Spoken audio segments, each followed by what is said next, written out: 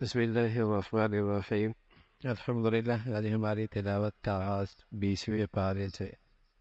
اس کے آغاز میں اللہ کے توحید کے دلائل، زمین و آسمان کا پیدا کرنے والی ذات آسمان سے بارش بھیجتی ہے، زمین میں بہار آ جاتی ہے، باغات کھیتیاں کھلکھلانے لگتے لہلہانے لگتے ہیں۔ کیا وہ ذات عبادت کے لائق ہے یا جسے یہ شریک ٹھہراتے؟ وہی ذات ہے جس نے زمین کو بچھونا بنایا، پہاڑ بیچ میں گاڑ دیے، راستے دکھا دیے، راستے بنا دیے۔ وہی تو ہے مضطر آدمی کی دعا سننے والا، کہ جب اضطراری کیفیت میں خلوص کے ساتھ اللہ سے مانگتا ہے، اللہ اس کی دعا ضرور قبول کرتے ہیں۔ وہی سمندر اور خشکی کے اندر راستے بتانے والی ذات ہے، اسی کی قدرت ہے، اسی نے پہلے پیدا کیا، پھر وہ زندگی پھر عطا فرمائیں گے۔ کفار کے یہاں ایک بڑا عقیدہ غلط تھا، مرنے کے بعد زندگی کوئی نہیں، ہڈیاں ہو گئی، مسیدہ ہو گئی، مٹی ہو گئی، کیسے زندہ ہو؟ اللہ کے نبی صلی اللہ علیہ وسلم کو حوصلہ تسلی دی گئی، مجرموں کا انجام چل پھر کے دیکھو کیسا ہوا، پیغمبروں کی دعوت کو جٹلانے والوں کا انجام کیسا ہوا۔ قیامت آنے والی ہے، قیامت برحق ہے، ہر شخص میدان عرفہ میدان میں آئے گا، معاشر کے میدان میں جماعتوں میں لوگ تقسیم ہو جائیں گے، نیکی والے امن میں ہوں گے، اطمینان سے ہوں گے، اور نافرمانی کرنے والے جہنم کے گڑھے میں ہوں گے۔ قرآن ہدایت کی کتاب ہے، جو چاہے اس سے ہدایت حاصل کرے، نہیں کرے گا تو گاٹا اس کا اپنا ہی ہے۔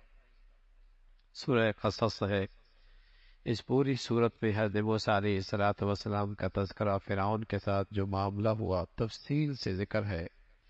مصر کا حکمران تھا فرعون، اور ہمیشہ سامراجی قوتوں کی طرح کہ تقسیم کرو اور حکومت کرو، تقسیم کرو اور حکومت کرو، تقسیم کرو اور اقتدار بچاؤ۔ اس نے بھی مصر کے عوام کو تقسیم کر رکھا تھا تاکہ عوامی طاقت مجتمع ہو کر ظالم حکمرانوں کے لیے کوئی خطرہ نہ بنے۔ ہمیشہ سامراجی طاقتیں دنیا بھر کی وہ تقسیم کے فلسفے پہ چلتی ہیں، تقسیم در تقسیم در تقسیم، تاکہ ان کو ان کی طاقت، ان کے ظلم چلتا رہے، ان کا غن چلتا رہے۔ اور اس نے بھی ایسے ہی کیا، مصر کو تقسیم کر رکھا تھا عوام میں، اور وہاں کی سب سے بڑی اقلیت تھی بنی اسرائیل کی، اور اس نے خاص طور پہ انہیں ظلم اور ستم کا نشانہ بنایا ہوا تھا۔ لیکن اللہ رب العزت نے اس کمزور قوم کو اٹھانے کا فیصلہ فرمایا تھا۔ وہ ظالم ایسا تھا کہ اس قوم کا کوئی بچہ پیدا ہوتا تو اسے قتل کر دیتا تھا، اس خیال سے کوئی بچہ جوان ہوگا تو میری حکومت اور اقتدار کے لیے خطرہ بنے گا۔ نہ جانے کتنے بچے اس نے ایسے ہی قتل کیے۔ لیکن فرعون نے اس زمانے کے اندر نادانی کی، قتل کر کے بدنام ہوا۔ آج کا کوئی نظام لے کے آیا تھا کہ ذہنیت ہی بدل دو، سوچ ہی بدل دو، فکر ہی بدل دو، دماغوں پہ حکومت کر لو، اس لیے کہ غلام قوم کے اندر ہمت اور حوصلہ اور عظیمت کے جذبے ختم ہو جاتے۔ جو قومیں غلام ہو جایا کرتی اور مرعوب ہو جایا کرتی، جو ذہنی اور فکری طور پہ غیروں کی سے مرعوب ہوتی ہیں، وہ قومیں کبھی آزادی کے لیے نہیں کھڑا ہوا کرتی۔ وہ تو کہتی ہے بس جتنا پانی مل جائے، روٹی مل جائے، بس گزارا چلاؤ میاں، گزارا چلاؤ۔ تو اس زمانے کے پاس، اس فرعون کے پاس یہ نظام نہیں تھا، اس نے بچے کو قتل کر دیا، ورنہ آج کا نظام چلاتا تو کامیاب ہوتا، بدنام بھی نہ ہوتا، بدنام بھی نہ ہوتا، اور لوگوں کی ذہنیت ہی بدل دی۔ اب وہ کہتے ہیں جو وہ کہتے ہیں، وہ کھاتے ہیں جو وہ کہتے ہیں، وہ سوچتے ہیں جو وہ کہتے ہیں۔ ذہنیت ایسی بدلی ہے کہ بس وہی صحیح جو وہ کہتے ہیں۔ یہاں تک کہ اب تو دین اور مذہب کے بارے میں جو سوچ وہاں سے آتی ہے وہی صحیح ہے۔ گوگل کیا کہتا ہے؟ تو ساری سوچ اور فکر غیروں کا محتاج، تو ایسی قومیں پھر ختم ہو جاتی۔ تو اس نے تقسیم کر رکھا تھا، بچوں کو قتل کر دیا کرتا تھا۔ اس کے پاس تعلیم کا وہ نصاب نہیں تھا جو ذہن بدل دیتا، اس کے پاس وہ نظام تعلیم نہیں تھا جس سے فکر بدل جاتا۔ جسم آزاد ہونا کوئی بڑی بات نہیں ہوتی، اصل ہوتا دماغ آزاد ہوتا، ذہنیت آزاد ہوتا۔ اس لیے کہ صرف میرے جسم آزاد ہوئی اور دماغ آزاد نہ ہوا تو آزاد خطے میں رہ کر بھی ساری دولت اپنی آقاؤں کو دے گا، تعلیم کے نام پر، علاج کے نام پر، سیاحت کے نام پر ساری صلاحیتیں اپنے آقاؤں کو دے گا۔ تو آج دیکھو نا، اسلامی دنیا کا ہنر بھی وہاں جا رہا ہے، صلاحیتیں بھی وہیں جا رہی ہے، دولت بھی وہیں جا رہا ہے، سب کچھ تو وہیں جا رہا ہے، ذہنیت ہی بدل دی۔ تو اس کے پاس وہ نصاب نہیں تھا، اس نے مارنا شروع کر دیا، بچوں کو قتل کرنا شروع کر دیا۔ لیکن منصوبے، تدبیریں، اسباب، وسائل سب دھرے کے دھرے رہ جاتے ہیں جب اللہ رب العزت کچھ اور چاہ لے، جب اللہ کریم کچھ اور چاہ لے۔ بچہ پیدا ہوا، حضرت موسیٰ علیہ الصلوۃ والسلام ماں کو خطرہ لائق ہوا، ابھی کوئی ظالم آئے گا میرے سامنے میرے بچی کی گردن جسم سے جدا کر دے گا۔ اللہ نے بھیج دیا، پیغام بھیج دیا حضرت موسیٰ کی والدہ کو، اسے صندوق میں ڈال دو اور دریائے نیل کے لہروں کے حوالے کرو۔ صندوق خود موت کا سامان، اور پھر دریا کی لہروں کے حوالے کر دو، وہ خود موت کا سامان، اور وہ پھر لہریں گزر رہی ہیں فرعون کے محل کے سامنے۔ وہ صندوق کس کے ہاتھ میں آیا؟ دشمن کے ہاتھ میں آیا۔ سبحان اللہ، موت کے لفظوں میں زندگی دینے والا کون؟ آج بھی اللہ ہے اور پوری قدرت کے ساتھ ہے، آج بھی اللہ اپنی پوری قدرت کے ساتھ ہے۔ ورنہ تو اللہ بھی حضرت موسیٰ کی والدہ سے کہتے بچے کو اٹھاؤ اور کہیں دور لے جاؤ، لیکن فوری صندوق میں ڈالو، اور صندوق میں ڈالنے کے بعد بھی دریائے نیل کے لہروں کے حوالے کرتے۔ لہریں بھی کہیں دور لے جاتی، گئی تو کہاں؟ دشمن کے ہاتھ، فرعون کے ہاتھ۔ اللہ اللہ اللہ اللہ ہے، اور اللہ قدیر ہے، اللہ عزیز ہے، غالب ذات ہے۔ اللہ ہمیں اپنی ذات پہ یقین نصیب فرما دے، اپنی صفات پہ یقین نصیب فرما دے۔ تو جب بچہ ماں نے صندوق میں ڈالا تو ماں کا کلیجہ باہر آتا ہے، پتہ نہیں اب کیا ہوگا میرے بچے کے ساتھ، کیا ہوگا میرے بچے کے ساتھ۔ ادھر بہنا چپکے سے صندوق کو دیکھ رہی ہے دشمن کے ہاتھ میں صندوق پہنچا ہے۔ ادھر اللہ رب العزت نے فرعون کی اہلیہ کے دل کے اندر بچی کی محبت ڈال، اس نے اپنے شوہر سے اصرار کیا اسے قتل نہ کرو، اسے ہم اپنا بچہ بنا۔ وہ جس کے سینے میں پتھر تھا، دل نہیں تھا، جس کے سینے میں دل نہیں تھا، پتھر تھا، پتھر ذات انسان تھا وہ، لیکن مان گیا، اللہ کا نظام چل رہا۔ لیکن وہ بچہ کسی کا دودھ نہیں پیتا۔ بچی آئی انجانی سی بن کے کہ میں تمہیں ایک خاتون بتاتی ہوں، بڑی نیک ہے، امید ہے یہ بچہ اس کا دودھ پی لے۔ اب بچہ روتا ہے، چیختا ہے، غذا نہیں لیتا، دودھ نہیں لیتا۔ بلایا گیا اس خاتون کو، تو اللہ رب العزت فرما رہا ہے ہم نے نہیں کہا تھا کہ بچہ تمہاری گود میں واپس آئے گا؟ دودھ پلا رہی ہے، بچہ بھی اپنا ہے، دربار سے وظیفہ بھی مل رہا ہے، دودھ پلانے کا وظیفہ بھی ملتا ہے۔ اللہ اللہ ہے، اپنی قدرت کے ساتھ ہے۔ حضرت موسیٰ علیہ السلام جوان ہوتے ہیں، دشمن قوم کا ایک آدمی کا خون ہوتا ہے ان کے ہاتھ سے، فرعون کے دربار میں فیصلہ ہوتا ہے کہ اسے موسیٰ علیہ السلام کو گرفتار کر کے لے کے آؤ۔ انہی میں سے ایک خیر خواہ بن کر موسیٰ علیہ السلام کے پاس قریب کے راستے سے پہنچتا ہے، نکلو مصر سے، تمہارے خلاف گرفتاری اور قتل کے فیصلے ہو رہے۔ فرعون کی پارلیمنٹ میں حضرت موسیٰ علیہ السلام سے وہاں سے نکلے، مدین پہنچے۔ اب مدین جیسی پہنچے تو کیا دیکھتے ہیں کہ مدین میں کچھ دو بچیاں کھڑی ہیں کونے پہ، لوگ اپنے جانوروں کو، چوپایوں کو پانی پلا رہے کنویں پہ، یہ بچیاں دور کھڑی ہیں اور بکریاں ان کے پاس ہیں۔ پارسا بچیاں تھی، مردوں کے ساتھ اختلاط نہیں کر رہی، مردوں کے ساتھ اختلاط نہیں کر رہی تھی۔ پوچھا موسیٰ علیہ السلام نے، تم یہاں کیسے؟ کب مرد فارغ ہو جائیں پھر ہماری ضرورت ہے، ہم اپنی بکریوں کو پانی پلائیں گے، اس لیے کہ ہمارے والد بوڑھے ہیں، گھر میں کوئی مرد ہے نہیں، اس لیے ہم باہر نکلی ہیں۔ حضرت موسیٰ علیہ السلام قریب میں ایک اور کنواں تھا جس کے اوپر چٹان پڑی ہوتی بڑی بڑی۔ موسیٰ علیہ السلام کے پاس نبوت کی طاقت تھی، اللہ نے طاقت دی تھی۔ چٹان ہٹائی، بکریوں کو پانی پلایا، بکریاں بچیوں کے ساتھ، آج بچیاں بکریوں کے ساتھ جلدی گھر پہنچی۔ ابا سے کہا، ابا ایک آدمی ملا ہے، اس نے ہماری بکریوں کو آج جلدی پانی پلا دیا۔ ابا نے کہا، جب بیٹی بلا کے لا۔ بچی آئی، قرآن نے عجیب نقشہ کھینچا اس بچی کا آنے کا، کہنے لگا تمشی علی الحیاء علی الاستحیاء قال احداہما یا ابت استاذ۔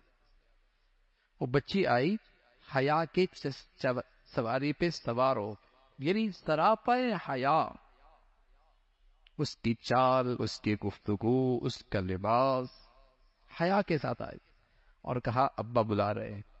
حضرت موسیٰ علیہ السلام وہاں پہنچتے ہیں، بچیاں اپنے ابا سے کہنے لگی، بڑی صاحب بصیرت بچیاں تھی، صرف ایک طرز عمل دیکھ کر ابا سے کہنے لگی، ابا اگر آپ نے اپنے گھر میں کسی کو ملازم رکھنا ہے تو انہیں رکھ لو، ان میں دو خوبیاں موجود ہیں، ایک تو جس کام کے لیے آپ انہیں رکھنا چاہتے ہیں اس کی استعداد اور صلاحیت ان میں موجود ہے، دوسرا یہ آدمی دیانتدار بہت ہے، اس نے نظریں اٹھا کر نہیں دیکھا ہماری طرف، دیانتدار بہت، امین ہے، امین، دیانتدار بہت ہے۔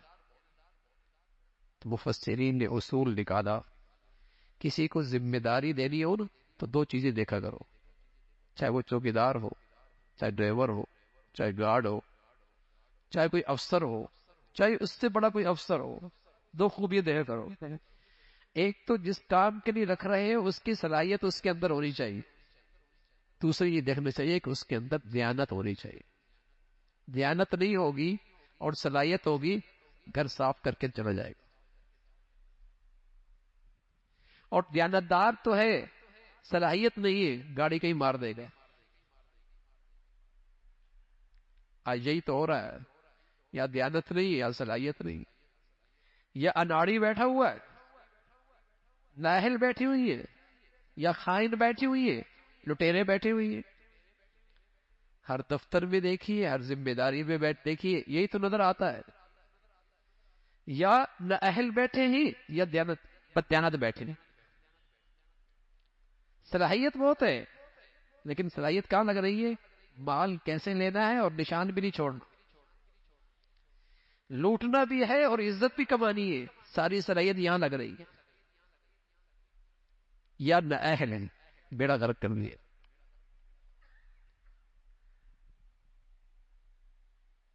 لیکن اب ایسا کوئی ادارہ بھی تو نہیں ملتا جہاں اہلیت بھی پیدا کی جائے اور دیانت بھی پیدا کی جائے، اب تو سارے تعلیمی ادارے اس پر ہوتے کہ یہ پیسہ کیسے کمانا ہے، شارٹ کٹ راستہ، وہاں تو دیانت پیدا ہی نہیں کی جاتی، انسانیت کی کوئی خانہ ہی وہاں نہیں ہے، تو پھر ایسا ہی ہوگا۔ تو قرآن تو ہماری زندگی کی رہنمائی کرتا ہے بھائی، دیانتدار بھی تھا، ابا نے رکھ لیا، طے ہو گیا، اللہ کی شان، پھر اپنی بیٹی سے نکاح بھی کر دیا۔ موسیٰ علیہ السلام مدین سے پھر مصر جا رہے ہیں اپنی اہلیہ کو ساتھ لے کر، اب راستے میں نبوت ملتی، اور وہ منظر نبوت کا سارا منظر ہے قرآن کی عنایت کے اندر، کس طریقے سے اللہ رب العزت نے معجزے دیے، اور پھر آپ نے فرمایا کہ فرعون کے پاس جاؤ، بڑا سرکش ہے وہ اور اس کا لشکر، اسے مرنے کے بعد کی زندگی پہ یقین نہیں، اس لیے بڑی سرکشی کر رہا ہے اور بڑا ظلم مچا رکھا ہے۔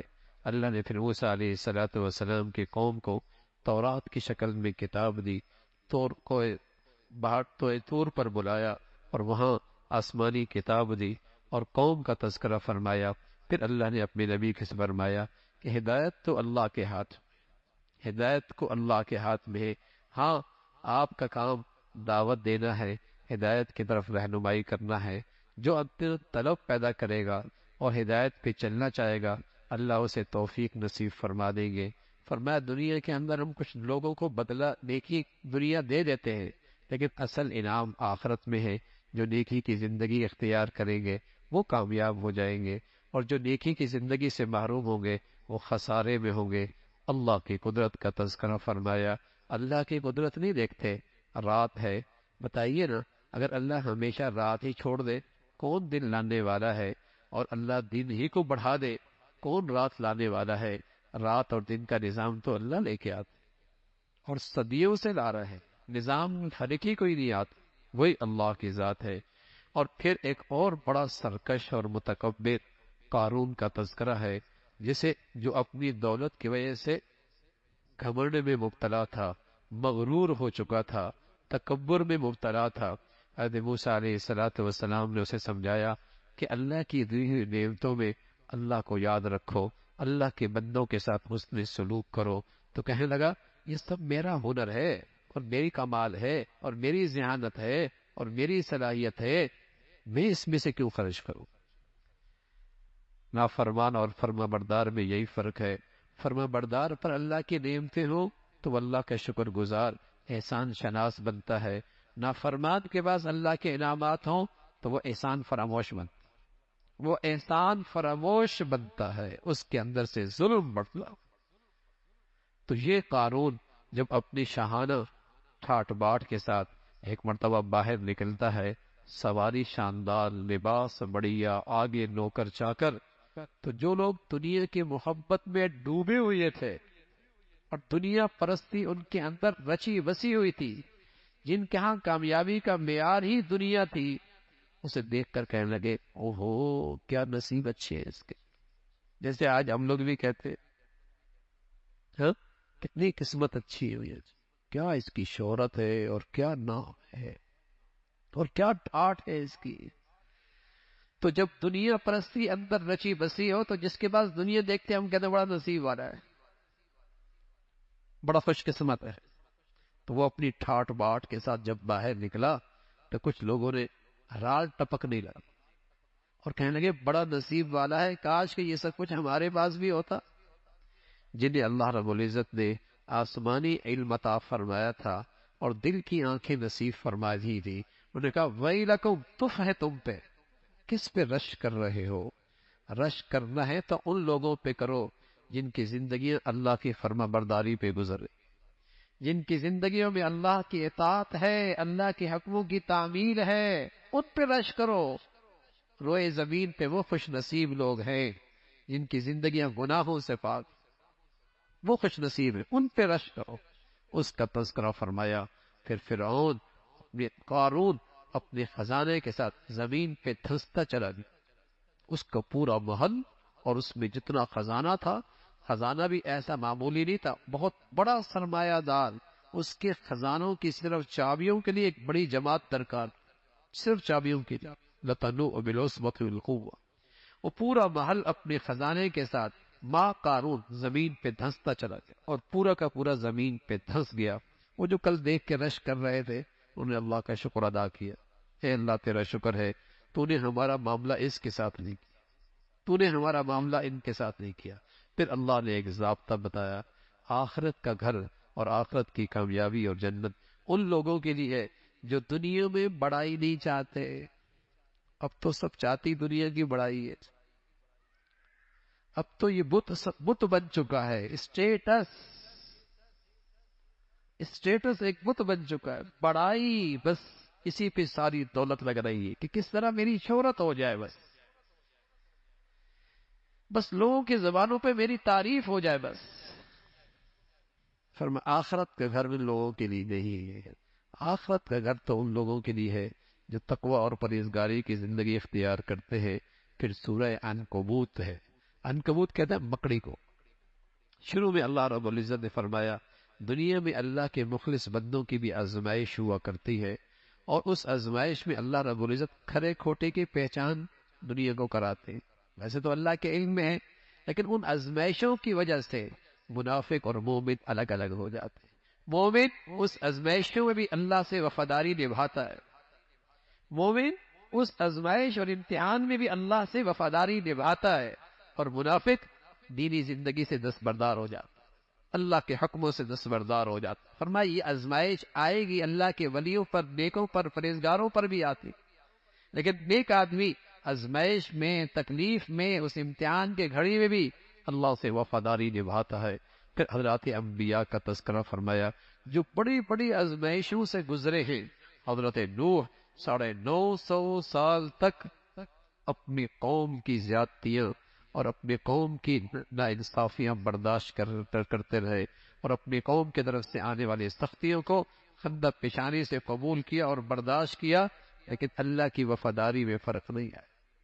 پھر حضرت ابراہیم کا تذکرہ، حضرت لوط کا تذکرہ، اور پھر ان قوموں کی ہلاکت کا تذکرہ، پھر قوم مدین، حضرت شعیب کا تذکرہ ہے، قوم کو تلقین کی اللہ کی طرف رجوع کرو، آخرت کو یاد کرو، اللہ کی طرف رجوع کرو، لیکن قوم نہ مانی۔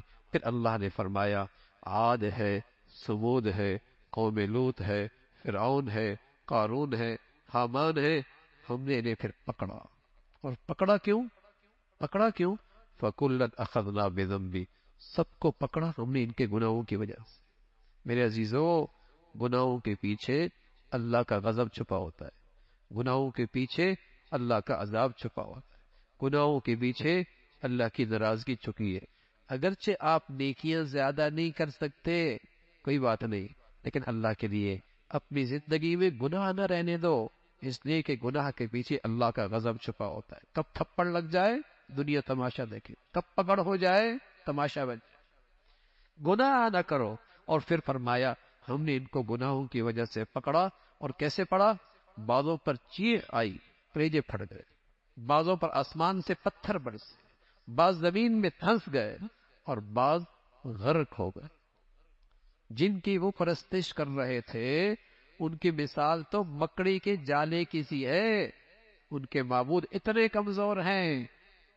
یہ اللہ رب العزت مثالیں دیتے ہیں تاکہ لوگ اللہ کی طرف رجوع کریں، اور سمجھ بوجھ حاصل کر کے اللہ کی قدرت کو پہچان کر، اللہ کی قدرت کو دیکھ کر اللہ کو پہچان سکے۔ اللہ رب العزت زمین و آسمان کا یہ سارا نظام بنانے والا ہے۔